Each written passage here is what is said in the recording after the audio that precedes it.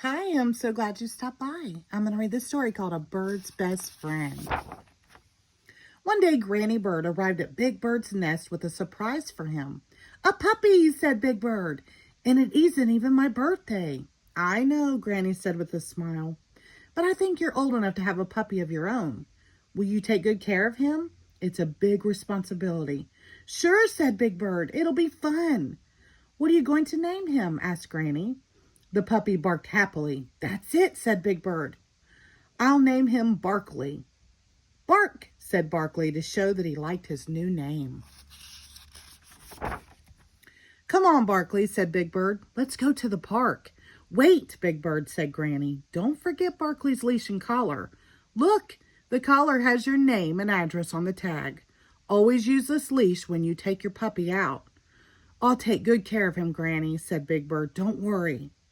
Big Bird and Barkley walked past Oscar's trash can. Hey, Turkey, Oscar called. Who's the walking dust mop? This is my very own puppy, Barkley, Big Bird told him. A dog? Ew, said Oscar. That's not as great as having a pet worm like Slimy here, but not bad.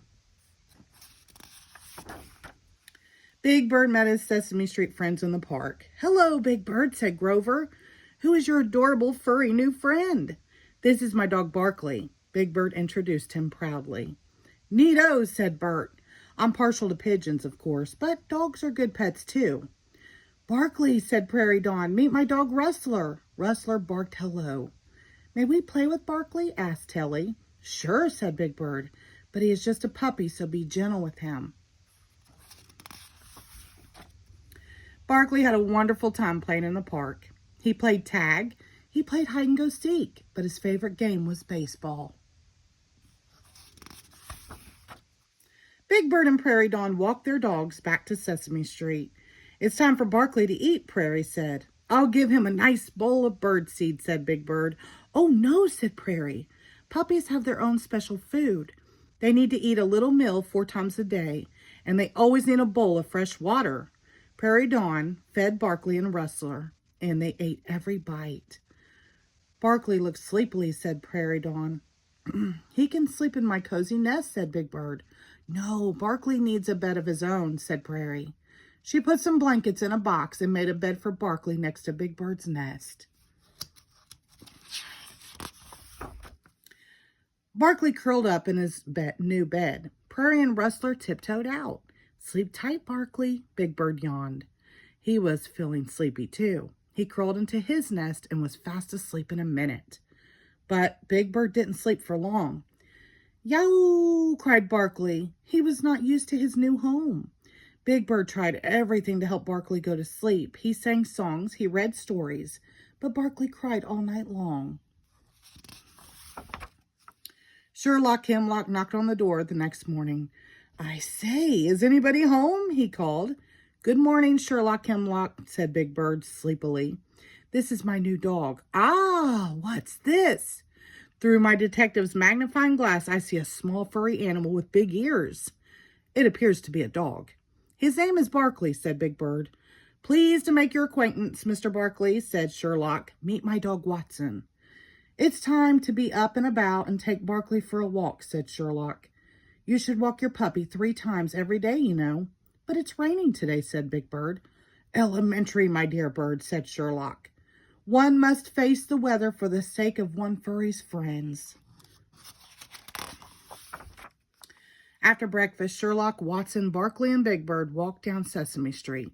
Barkley splashed through every puddle. I must be off, said Sherlock. There are more mysteries to solve. Goodbye.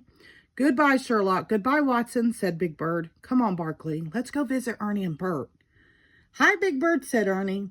Barkley raced past him to the apartment and shook himself on the carpet. Then he ran in and out of every room. He jumped up on Bert's favorite chair. Barkley, stop, Big Bird yelled. But it was too late. Black, muddy paw prints were everywhere. Barkley, look what you've done, Big Bird cried. I'm sorry about the mess, Ernie. That's all right, said Ernie. Barkley is just a puppy, said Bert. He doesn't know any better. Big Bird helped Ernie and Bert clean up the apartment. Barkley helped too. Big Bird took Barkley home. He dried his puppy off with a big towel and brushed his tangles out of his fur. "It's time to take your nap now," he told Barkley. "I'm going to visit Grover. I won't be gone long." Barkley didn't take a nap. He decided to follow Big Bird. So he squeezed through the fence and crawled out onto Sesame Street. He was frightened by traffic. He tried to make friends with Harry Monster's kitten. He looked for a bone in the garden next to Hooper's store. Then he went back home and found something even better to chew on. "Barkley!" Big Bird cried when he saw what Barkley had done. "That was my lucky glove." Maria, who was out walking her dog Pareto, heard Big Bird. "What's wrong?" she asked. "Barkley chewed up my baseball glove." Big Bird was close to tears. "And I had to walk him even in the rain. And he even tracked mud all over Ernie and Bert's apartment. And he cried all night long." "And, Big Bird, Barkley is only a puppy," said Maria. "He needs you to take care of him." "I know," said Big Bird. Big Bird picked up his puppy and hugged him. Barkley licked his face. "Don't worry, Barkley," said Big Bird. "I'll take good care of you, just like Granny Bird said." Big Bird and Barkley played together every day. Big Bird taught him how to sit and roll over. Maria brought a rubber ball for Barkley to chew on.